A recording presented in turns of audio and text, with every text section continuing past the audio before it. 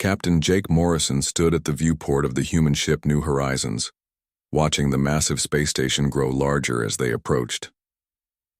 Nexus Prime was the biggest structure he had ever seen, stretching for miles in every direction. Its metal surface gleamed under the light of 3 different suns, and ships from dozens of alien worlds docked at its many ports. "First time seeing the Council Station, Captain?"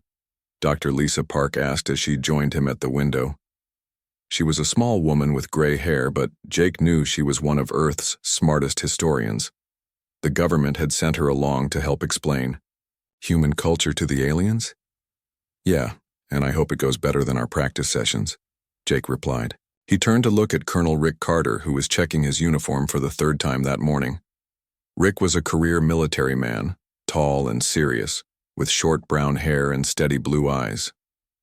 "Remember, they think we're weak," Rick said, without looking up from his jacket buttons. "Every intelligence report says the same thing. The Galactic Council sees humans as soft creatures who got lucky with technology." Jake nodded. The 3 species that controlled the Galactic Council were known throughout the universe as the most dangerous predators ever discovered. The Krithak were 8-foot-tall creatures covered in natural armor, with claws that could tear through steel. The Vexai looked like giant snakes with 6 arms, and their bite could kill most living things in seconds. The Dreadmori were the worst of all, shapeshifters who could read minds and drive other beings insane with fear. "Sir, we're getting a message from the station," called Lieutenant Amy Foster from the communications panel. She was young, maybe 25, with red hair pulled back in a tight bun. "They're giving us docking instructions." "Put it on screen," Jake ordered. The main display showed a Krithak in golden armor. Its face looked like a cross between a lizard and a shark, with rows of sharp teeth and glowing yellow eyes. When it spoke, the translation system made its voice sound deep and threatening. "Human vessel, you will dock at Port 77 Alpha. Your delegation will be escorted to the council chambers in 1 standard hour. Do not bring weapons. Do not attempt to record the proceedings. Follow all instructions exactly, or your application will be denied." The screen went dark. "Friendly bunch," Amy muttered. "They're testing us," Lisa said, "seeing if we'll be intimidated before we even start." Jake walked over to the captain's chair and activated the ship's internal communication system. "All hands, this is the captain. We're about to dock at Nexus Prime. Remember why we're here. Earth needs allies, and this is our best chance to join the galactic community. Stay sharp, stay professional, and let's show them what humans are made of." The docking process took 20 minutes. Jake had expected the station to be impressive from the outside, but walking through its corridors was even more overwhelming. The ceilings were 50 feet high, designed to accommodate the largest alien species. Strange symbols covered the walls, glowing with soft blue light. The air smelled like ozone and something Jake couldn't identify. Their escort was a Vexai security officer who slithered ahead of them without speaking. Its scales were dark green with silver patterns, and it moved with liquid grace despite being 20 feet long. Jake noticed that other aliens in the corridors moved aside when they saw the human group, staring with various combinations of eyes, stalks, and sensory organs. "They're curious about us," Lisa whispered. "Or hungry," Rick replied quietly. The council chambers were enormous, with a circular design that put the speakers in the center, while the council members sat on raised platforms around the edges. Jake felt very small as he walked to the center, with his team. The 3 council leaders looked down at them from their high seats. Council leader Zarthak of the Krithak was the biggest alien Jake had ever seen. His armor was black and covered in spikes, and scars crossed his face like battle trophies. When he spoke, his voice echoed through the chamber. "So these are the humans," Zarthak said, sounding amused. "The species that claims to deserve membership in our alliance. Tell me, pink creatures, what makes you think you belong among predators?" Speaker Sistan of the Vexai rose next. Her scales shifted from green to purple as she moved, and her 6 arms gestured gracefully. "We have read your files, humans. You have no natural weapons, no armor, no enhanced senses. Your homeworld is a garden paradise compared to our harsh birthing grounds. What challenges have you faced that could prepare you for the dangers of galactic politics?" The 3rd council member made Jake's skin crawl just looking at it. mind render Vorthak of the Dread Mori looked different every time Jake glanced at it, shifting between shapes like a living nightmare. Its voice seemed to come from inside Jake's head. "Your minds are interesting," Vorthak said. "Chaotic, unpredictable. Most species we encounter have orderly thought patterns, shaped by clear, survival instincts. But you humans, your thoughts jump and twist in ways we do not understand. It is disturbing." Jake stepped forward, trying to project confidence he didn't entirely feel. "Honored council members, humanity may not look like much compared to your species, but we've survived and thrived on our world for millions of years. We've overcome ice ages, plagues, natural disasters, and countless other challenges. We've developed technology, art, philosophy, and science. We believe we can contribute valuable perspectives to your alliance." Zarthak laughed, a sound like grinding metal. "Survived? Little human, my species conquered 17 star systems before yours invented the wheel. We are born with weapons that can shred titanium. What could soft creatures like you possibly teach hunters like us? Our application materials include detailed information about human achievements," Lisa said diplomatically. "Perhaps we could discuss some specific examples during the formal presentation." "Yes," Sistan hissed, her tongue flicking out to taste the air. "We are curious about these achievements. But first you will join us for the traditional feast. It is customary for potential members to share a meal with the council. We will learn much about each other through informal conversation." Vorthak's form shifted again, becoming something that hurt to look at directly. "Indeed, we find that beings reveal their true nature when they believe they are safe and comfortable. The feast will be educational." As the council members dismissed them, Jake felt a chill that had nothing to do with the station's temperature. Something in the way they looked at the human delegation suggested that this feast would be more than just dinner. It would be a test, and Jake wasn't sure what they were being tested for. "Well," Rick said quietly as they followed their escort to their quarters, "that could have gone worse." "Give it time," Amy replied. "The night is young." The feast hall was twice the size of a football field, with tables arranged in a circle around a central fire pit. The flames burned blue and green, casting strange shadows on the walls. Jake Morrison sat with his team at a table that seemed too large for them, surrounded by alien foods that looked more like weapons than dinner. Council leader Zarthak sat across from them, tearing into what looked like a whole roasted animal with his bare claws. Pieces of meat flew everywhere as he ate, and dark juice ran down his chin. "This is how real predators feed," he said between bites. "We take what we want when we want it." Speaker Sistan coiled nearby, her 6 arms holding different types of food. Everything she ate seemed to dissolve when it touched her mouth, breaking down from some kind of acid in her saliva. "The hunt is everything," she said, her voice like steam escaping from a pipe. "Those who cannot hunt become food for those who can." Mind-Render Vorthak didn't seem to eat anything solid. Instead, it floated near a glowing crystal that pulsed with different colors. Each time the crystal changed, Vorthak's shape shifted slightly. "We feed on fear," it said directly into their minds. "The terror of prey creatures gives us strength. Their final moments of panic are delicious." Jake picked at his food, trying not to think about what he was eating. The human delegation had been given what the translator called safe nutrition cubes, but they tasted like cardboard mixed with salt water. "Tell me, humans," Zarthak said after finishing his meal, "what great hunts has your species accomplished? What mighty beast have you defeated with those small hands and weak teeth?" Jake looked at Lisa, who nodded slightly. This was the moment they had prepared for. "Well," Jake began carefully, "humans haven't always fought wild animals. Most of our conflicts have been with other humans." The 3 council members stopped what they were doing. Zarthak tilted his massive head to one side. "You fight your own species? For territory?" "Sometimes for territory," Colonel Rick Carter said. "Sometimes for resources. Sometimes for ideas. Sometimes just because we disagreed about things." Sistan's scales shifted to a darker color. "This is unusual." Most species unite against outside threats. You wage war against yourselves? Throughout our entire history, Lisa said. She pulled out a small device that projected images in the air above the table. We've been fighting each other for as long as we can remember. Would you like to hear about some of our battles? Vorthak's form stopped shifting for the first time that evening. Yes, tell us of these human wars. Lisa touched her device and an image appeared showing soldiers in heavy coats standing in deep snow. This is from a battle we call Stalingrad. It happened during what we call World War II. One group of humans tried to capture a city, and another group of humans defended it. Standard siege warfare, Zarthak said, sounding bored.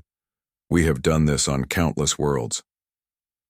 The siege lasted for 5 months, Lisa continued. The temperature dropped to 40 degrees below freezing. The humans defending the city had no heat, very little food, and limited ammunition. Many of them froze to death at their posts. Susthan's tongue flicked out nervously. They abandoned the city when conditions became impossible, yes? No, Rick said quietly. They stayed. They fought house to house, room to room, sometimes hand to hand in the ruins. When they ran out of bullets, they used knives. When they ran out of knives, they used rocks and pieces of metal. The battle went on for months. How many survived? Vorthak asked, its mental voice smaller than before. Of the original defenders? Maybe 1 in 10, Lisa said, but they held the city. The attackers lost even more. Nearly 2 million humans died in that one battle. The aliens were quiet for a long moment. Jake could hear the blue flames crackling. In the fire pit. 2 million? Zarthak said finally. In a single battle? World War II killed about 70 million humans total, Lisa said. It lasted 6 years. Amy Foster leaned forward. That was just one war. We've had hundreds of them, maybe thousands depending on how you count. Lisa changed the image to show soldiers on horseback charging toward cannons. This is called the Charge of the Light Brigade. 600 human cavalry soldiers were ordered to attack a position that was obviously a trap. They could see the enemy cannons pointing at them. They knew it was suicide. So they refused the order? Susthan asked. They charged anyway, Rick said. Because their commander told them to. Most of them died, but they followed orders even when they knew those orders would kill them. The image changed again, showing ancient Greek warriors with shields and spears. 300 Spartan warriors held a mountain pass against an army of over 100,000 enemies, Lisa continued. They knew they couldn't win. They knew they would all die. They fought anyway. Why? Vorthak's mental voice was barely a whisper. Why would they do such things? Jake looked around the table at the 3 most feared predator species in the galaxy. For the first time since arriving, he saw something in their eyes that wasn't arrogance or hunger. It was confusion, and maybe something else. Because someone had to, Jake said simply. Because if they didn't fight, their families and friends would suffer. Because sometimes doing the right thing means accepting that you're going to die. But the odds were impossible, Zarthak protested. No rational predator attacks when defeat is certain. Humans aren't always rational, Lisa said. We do things that don't make sense from a survival perspective. We charge machine gun nests to save our friends. We run into burning buildings to rescue strangers. We fight when we should run, and sometimes we win battles we should have lost. Colonel E. Carter stood up and walked to the fire pit.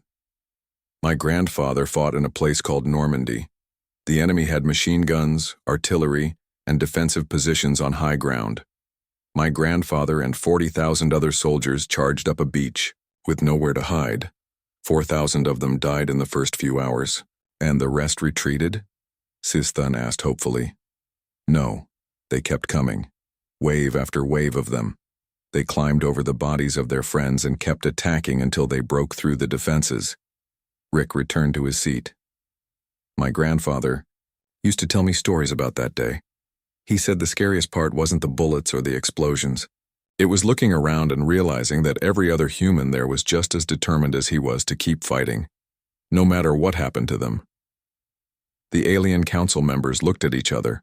then back at the humans. The confidence and superiority they had shown earlier was gone, replaced by something Jake had never expected to see in the galaxy's apex predators. They looked worried.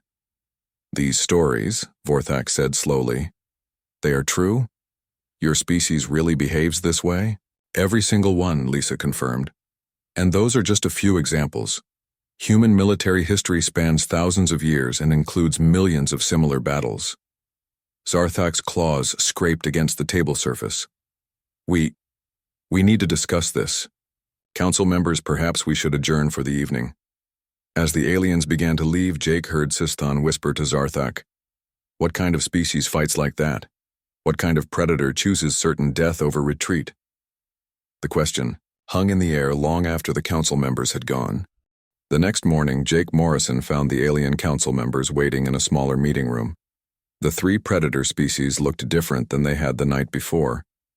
Zarthak's usual aggressive posture was gone, replaced by something that looked almost like caution. Cecithan kept changing colors, her scales shifting from green to yellow to purple in rapid cycles. Mind-render Vorthak's form seemed less stable, flickering between shapes like a broken video screen. "We have questions about your stories from last night," Zarthak said as the humans sat down. His voice was quieter than before, less commanding. "These battles you described, they were unusual situations, yes? Desperate times that forced your species to act strangely?" Colonel Rick Carter shook his head. "No, those were pretty typical examples. Human warfare has certain patterns that show up over and over again throughout our history." "Patterns?" Sastan asked, her 6 arms moving nervously. Dr. Lisa Park activated her projection device again. This time it showed a muddy landscape covered with holes and barbed wire. "This is called trench warfare. It happened during World War I, which came before World War II. 2 armies dug long ditches in the ground and faced each other across an empty space called no man's land. They built fortifications," Vorthak said, sounding relieved. "This is sensible defensive behavior." "For 4 years, soldiers lived in those trenches," Rick continued. "The trenches were full of mud, rats, and dead bodies. Disease was everywhere. The soldiers got sick, but they stayed and fought." The image changed to show soldiers climbing out of trenches and running toward enemy lines. "Every few weeks, commanders would order attacks," Lisa said. "Thousands of soldiers would climb out of their trenches and run across the open ground toward the enemy trenches. The enemy would shoot them with machine guns," Amy Foster added. "Sometimes they used poison gas. Sometimes they had artillery that could kill dozens of men with one shell." Zarthak leaned forward. "How many survived these attacks?" "Usually very few," Rick said. "Sometimes none at all.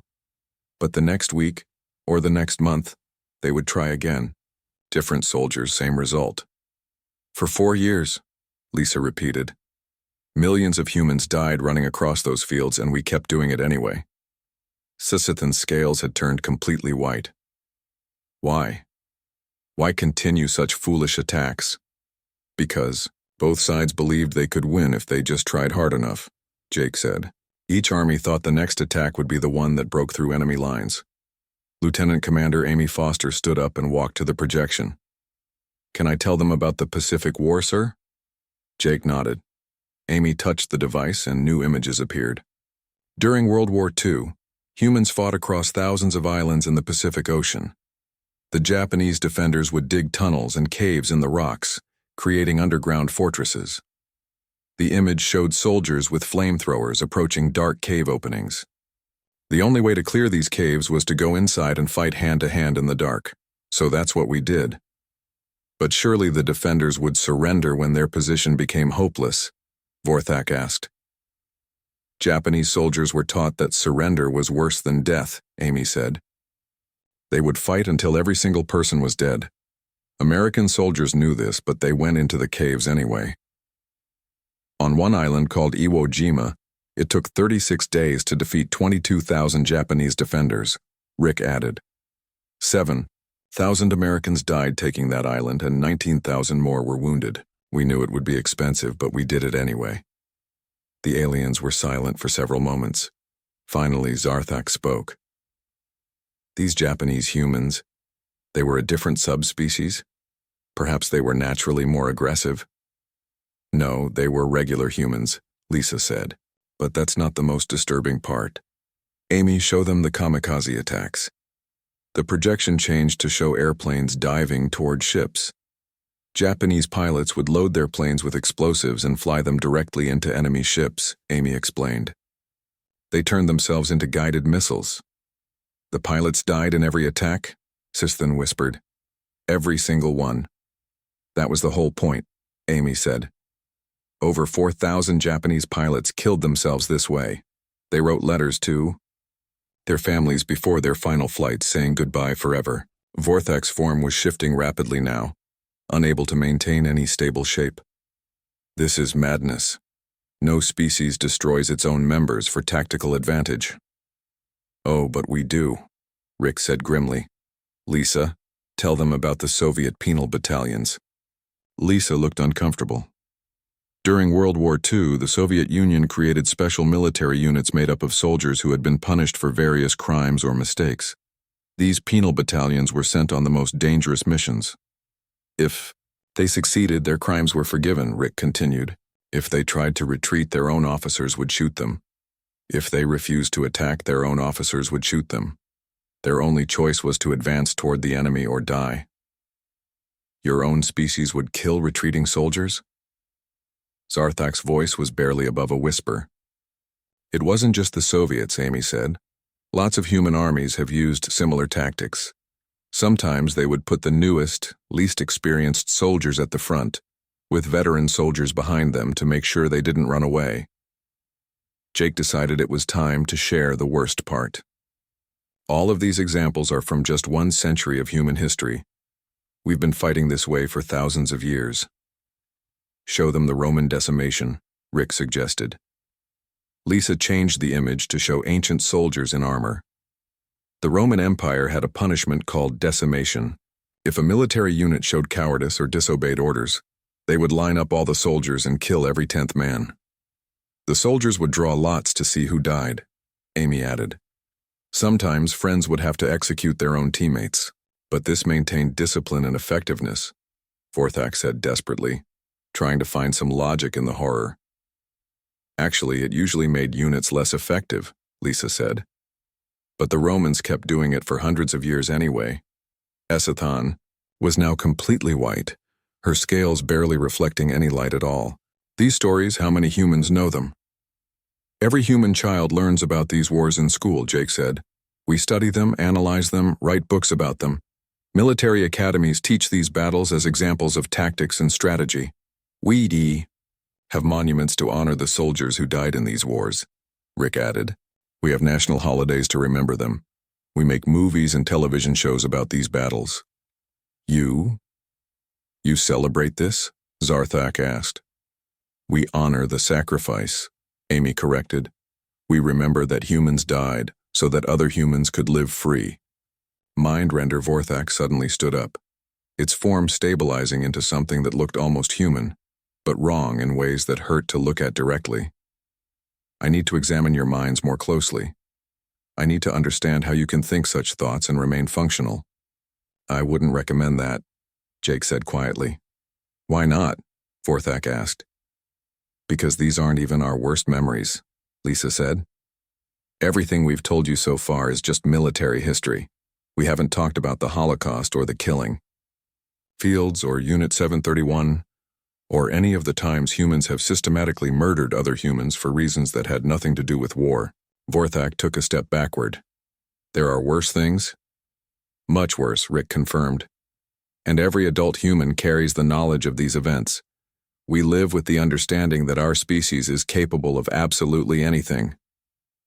The 3 alien council members looked at each other, then back at the humans. For the first time since first contact, the galaxy's apex predators looked genuinely afraid. We need to discuss this privately, Zarthak said, standing up so quickly that his chair fell over. Council members, emergency session, now. As the aliens hurried out of the room, Jake heard Sistan say to Vorthak, Can you read their minds? Can you see if they're telling the truth? Vorthak's reply made Jake's blood run cold. I don't dare look deeper. What I've already seen will give me nightmares for cycles to come. Jake Morrison and his team sat alone in the meeting room for over 2 hours. Through the thin walls, they could hear raised voices from the council chamber next door.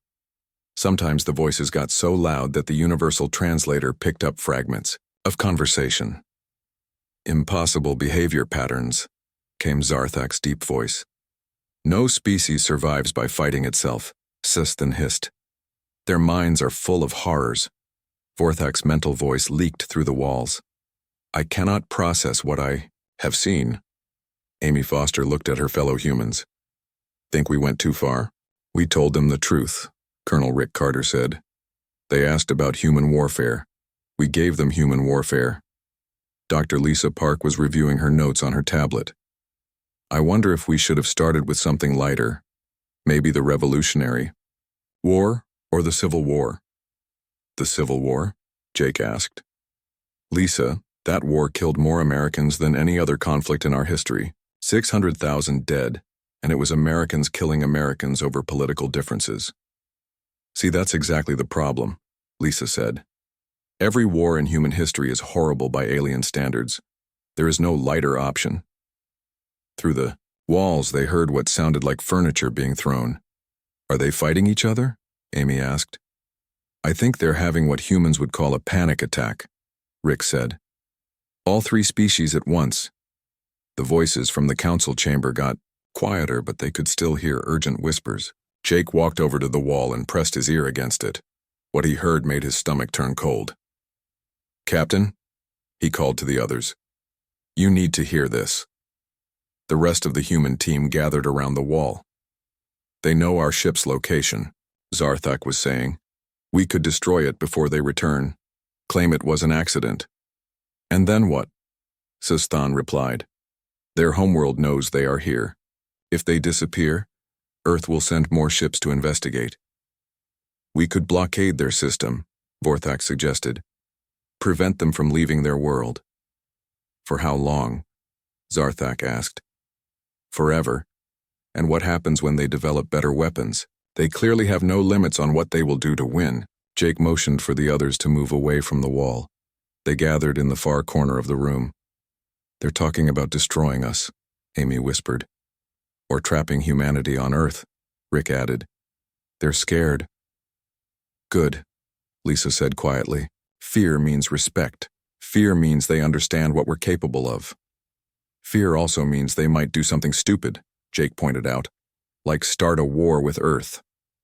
The door to the meeting room opened, and the 3 alien council members entered. They looked different than they had just a few hours ago. Zarthak's armor seemed duller, his spikes less sharp. Sesathan's scales were pale gray, and she moved more slowly than before. Vorthak could barely hold a stable form, shifting constantly between shapes like smoke and wind. We have questions, Zarthak said as he sat down heavily. About human hunting methods. We don't really hunt anymore, Jake said. Most humans get their food from farms or stores. Not for food, Sesthan said. For war. You mentioned something called persistence hunting. Lisa nodded. Before humans developed weapons, we would chase prey animals for hours or days until they collapsed from exhaustion. Humans can run longer distances than almost any other Earth species. You would chase an animal until it died of fatigue? Vorthak asked. Until it was too tired to run anymore, Rick corrected. Then we would kill it with spears or rocks. Zarthak's claws scraped against the table. How long would these hunts last? Sometimes days, Amy said. Human hunters would follow animal tracks across hundreds of miles. The animal would run until it couldn't run anymore. Then the humans would catch up and start the hunt over again.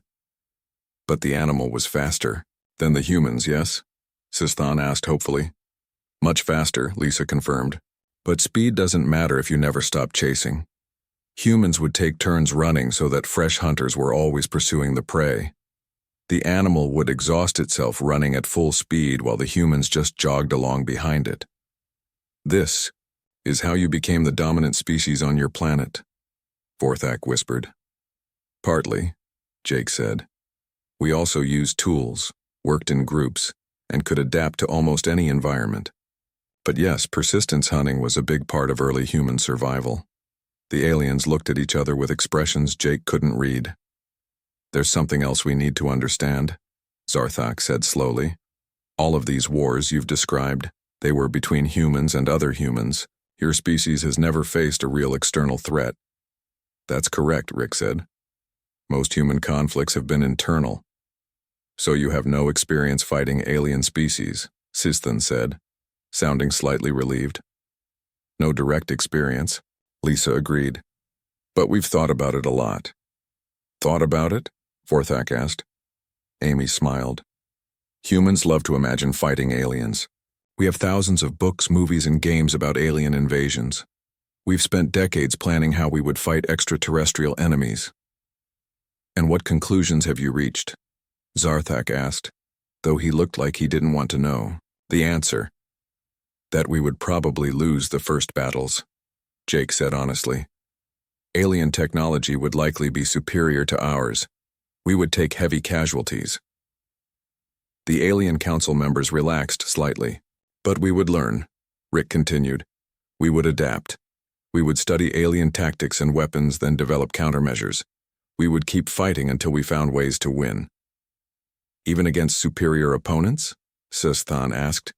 "Especially against superior opponents," Lisa said.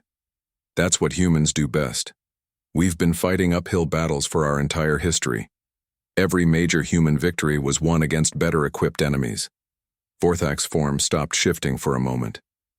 "You would never surrender." "Some humans would," Jake admitted, "but enough wouldn't, and the ones who kept fighting would become very good at it very quickly." "How good?" Zarthak asked quietly.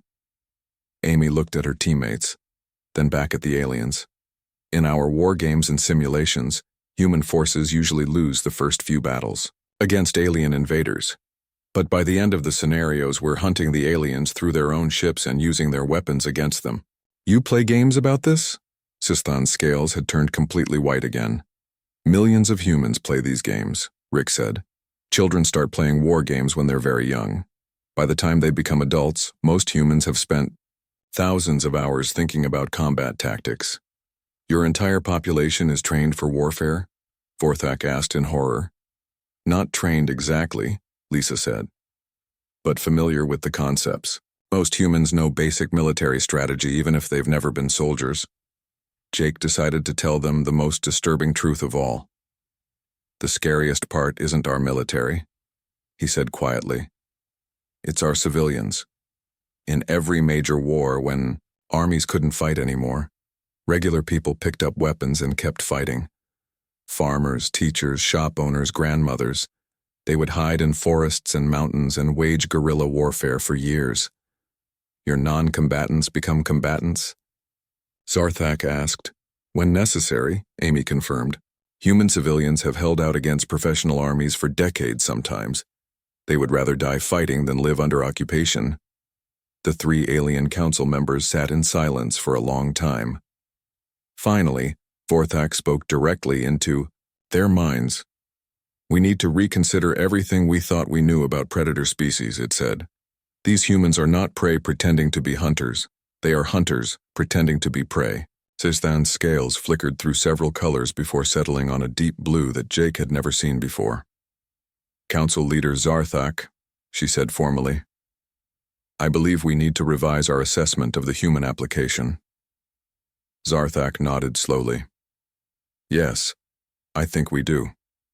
As the aliens prepared to leave for another emergency session, Jake heard Vorthak say to the others, "I have touched the minds of every species in this galaxy.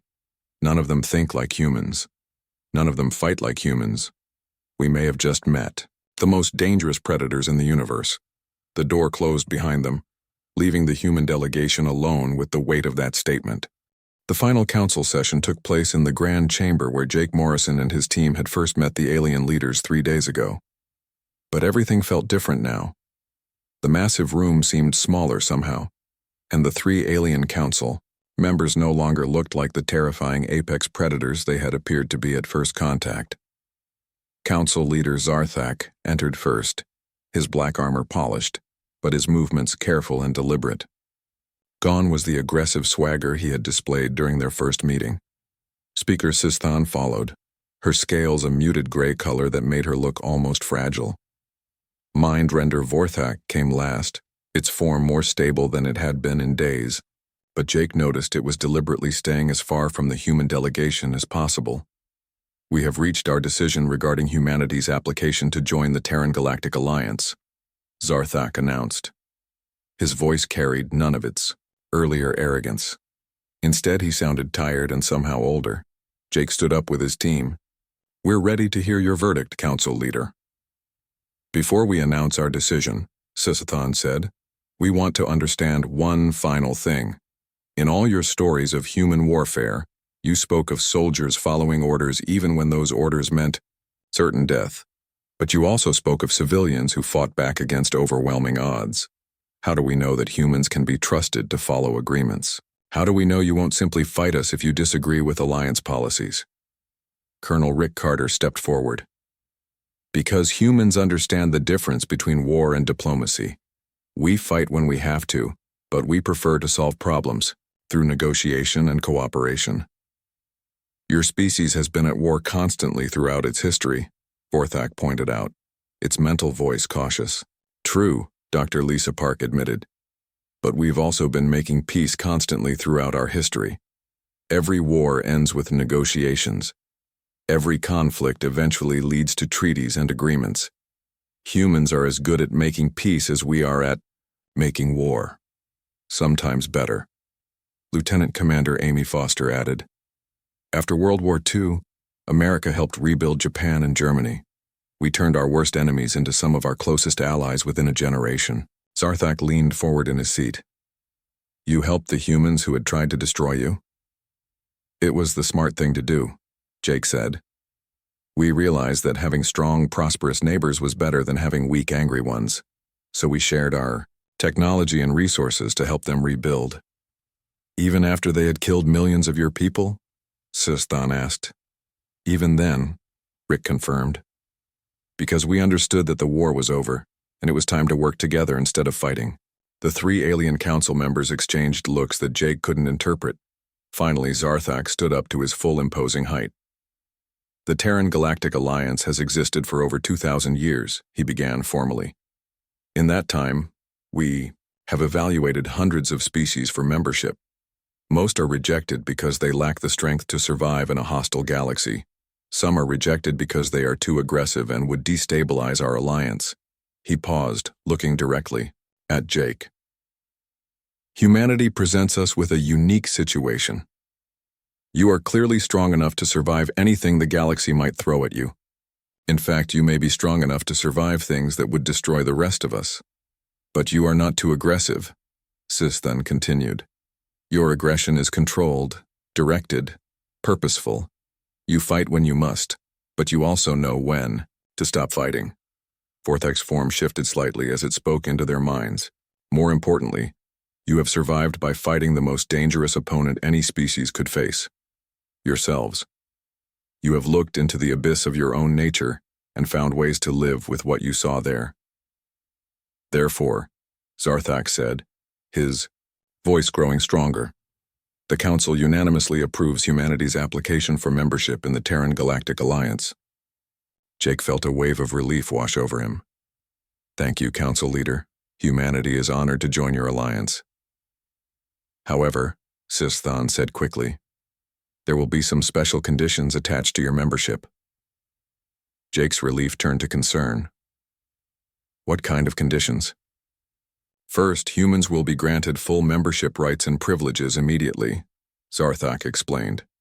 You will have voting rights in the Council, access to all Alliance technologies, and protection under Alliance law. That sounds like good news, Amy said carefully. What's the catch? Humanity will also be classified as a protected diplomatic species, Vorthak announced. Protected from what? Rick asked. The three aliens looked uncomfortable. Finally, Esisthan answered. Protected from provocation. Alliance law will now state that no member species may take hostile action against humanity without unanimous Council approval. You're protecting us? Lisa asked, confused. No, Sarthak said quietly. We're protecting everyone else. Jake felt a chill run down his spine. I don't understand. In the past 3 days, Vorthak explained, we have learned that humans represent something we have never encountered before, a species that has weaponized its own suffering. You have turned your capacity for enduring hardship into a tactical advantage. Every story you told us ended the same way, Sisisthon added. Humans faced with impossible odds who refused to give up. Humans who found ways to win battles they should have lost. Humans who treated defeat as a temporary setback rather than a final outcome. Zarthak began pacing, his claws clicking against the metal floor. For 2,000 years, our alliance has been built on the principle that the strongest predators rule. We assumed that meant the biggest, fastest, most naturally armed species would dominate. But you have shown us that strength isn't about claws or armor or venom, Vorthak said. It's about the willingness to keep fighting when any rational being would surrender. So now we face a choice, Sistan explained. We can either have humans as allies, or we can have humans as enemies. There is no middle ground with your species. Why? Amy asked. Because you don't know how to quit, Zarthak said simply. If we made humans our enemies, you would spend the next 1,000 years figuring out how to defeat us. You would study our weaknesses, develop new weapons, and eventually find ways to turn our own strengths against us. You would make it your mission to prove that you could beat us, Vorthak added, and based on your history, you would probably succeed. Jake looked around at his team, then back at the alien council. So you're making us allies because you're afraid of making us enemies? Precisely, Zarthak confirmed. It is much safer to have humans fighting alongside us than fighting against us. Plus, Sistan added with what Jake thought might be the alien equivalent of a smile, if we ever encounter a truly dangerous enemy, we want the species that turned persistence, hunting into an art form on our side. There's one more thing, Vorthak said, its mental voice almost amused. Word of this decision will spread quickly throughout the galaxy. Within a few cycles, every species will know that the apex predators of the Alliance have officially declared humans too dangerous to fight. What does that mean for us? Lisa asked. It means that when you travel through Alliance space, other species will give you a wide berth, Zarthak explained. Not because they don't like you, but because they respect what you represent. Fear, Rick said. Healthy fear, Sustan corrected. The kind of fear that prevents wars rather than starting them. As the formal session ended and the aliens began to leave, Jake heard Vorthak say to the others, I still cannot believe that soft pink creatures conquered their entire planet by simply refusing to give up. Zarthak's reply echoed through the chamber as they departed. Perhaps that's the most terrifying thing about them. They make the impossible look easy. Later, as the human delegation prepared to return to Earth, Jake stood again at the viewport of the New Horizons. But this time, he wasn't looking at Nexus Prime with wonder and nervousness. This time, he was looking at it as a representative of the newest member of the Galactic Alliance. Mission accomplished, Amy said, joining him at the window. More than accomplished, Rick added. We didn't just get membership, we got respect. And fear, Lisa pointed out. Don't forget the fear. Jake smiled. Sometimes fear is just respect wearing work clothes. As their ship pulled away from the station, Jake realized that humanity had achieved something unprecedented in galactic history. They had conquered the galaxy's apex predators without firing a shot, simply by telling the truth about who they were and what they had survived. Behind them, 3 of the most dangerous species in the universe were already spreading the word. Humanity had joined the Alliance, and the galaxy would never be the same.